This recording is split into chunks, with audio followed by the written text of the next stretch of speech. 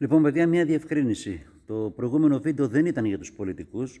Ξέρουμε όλοι ότι η πολιτική τάξη έχει τις ευθύνες της και αυτό δεν το αμφισβήτησε ποτέ κανένας. Αλλά έχουμε και εμείς τις ίδιες ευθύνες που τους ψηφίζαμε και οι γονείς μας και οι παππούδες μας που μας έμαθαν να προσκυνάμε το Πασόκ και τη Νέα Δημοκρατία. Αλλά εγώ μίλησα για κάτι άλλο.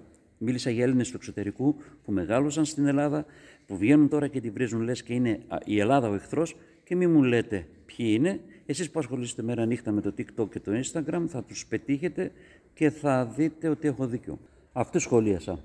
Γιατί φίλοι μου δεν γίνεται να το παίζουν ανώτεροι και προχωρημένοι εις τας Ευρώπας και ταυτόχρονα να λένε χέστηκα για την πατρίδα και όλες τις άλλες τις μαλακίες που κάθονται και λένε στα βίντεο τους. Και ξέρετε, είναι αυτοί που μόλις βρουν κανένα φθηνό εισιτήριο με 20 ευρώ στη Ryanair, παίρνουν το αεροπλάνο και τρέχουν στη μαμά και στον μπαμπά να φάνε ζεστό φαΐ.